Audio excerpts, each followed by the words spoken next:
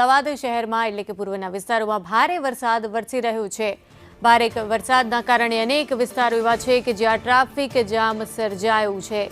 પૂર્વ અને પશ્ચિમ અમદાવાદને જોડતા બ્રિજ ઉપર હાલ ટ્રાફિક જામ સર્જાયું છે।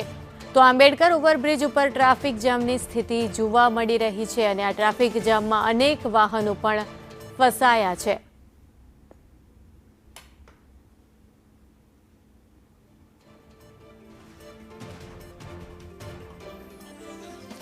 પૂર્વ અને પશ્ચિમ અમદાવાદને જોડતા બ્રિજ ઉપર આ ટ્રાફિક જામના દ્રશ્યો આપ જોઈ રહ્યા છો, કારણ કે બપોર બાદથી વાતાવરણ પલટાવાની શરૂઆત થઈ હતી અને સાંજથી જ અમદાવાદમાં વરસાદની શરૂઆત થઈ અને હવે વરસાદ ધીમે ધીમે વધી રહ્યો છે। ત્યારે અનેક વિસ્તારો એવા છે કે જ્યાં વરસાદી પાણી ભરાઈ ગયા છે, રસ્તા ઉપર પાણી ભરાયા છે અને જેના કારણે વાહન ચાલકોને ભારે હાલાકી થઈ રહી છે। આ અંગે વધુ વિગત સાથે સંવાદદાતા પ્રતિક જોડાઈ ગયા છે। પ્રતિક, અમદાવાદનું વાતાવરણ સવારે અલગ હતું, પરંતુ સાંજ બાદથી હવે વરસાદની શરૂઆત થઈ ગઈ છે અને અનેક જગ્યાઓ એવી છે, રોડ એવા છે કે જ્યાં પાણી ભરાયા અને જેના કારણે હાલાકી વાહન ચાલકોને થઈ રહી છે।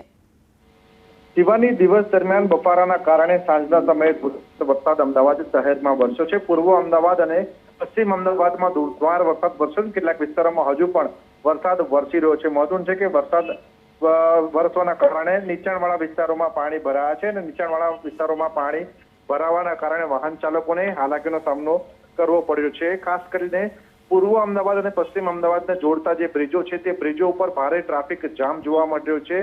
ટીવી સ્ક્રીન પર જે દ્રશ્ય દેખાય છે તે આંબેડકર બ્રિજના દ્રશ્યો છે કે જે ચંદ્રનગર અને અંજલી વિસ્તારને જોડે છે અને આ પુલ ઉપર છેલ્લા અડધો કલાકથી ભારે ટ્રાફિક જામના કારણે અનેક વાહન ચાલકો ફસાયા છે। ન માત્ર આંબેડકર બ્રિજ પરંતુ એલિસ બ્રિજ હોય કે જમાલપુર હોય, તમામ બ્રિજો ઉપર આ જ પ્રકારનો ટ્રાફિક જામ જોવા મળી રહ્યો છે, કારણ કે ભારે જે વરસાદ વરસ્યો છે જેના કારણે નીચાણવાળા વિસ્તારોમાં પાણી ભરાઈ ગયા છે અને આ જ કારણથી ટ્રાફિક જામની સ્થિતિ સમગ્ર અમદાવાદ શહેરમાં જોવા મળી રહી છે। જી આભાર પ્રતિક સમગ્ર માહિતી માટે। તો સમગ્ર અમદાવાદ શહેરમાં આવી જ પરિસ્થિતિ જોવા મળી રહી છે।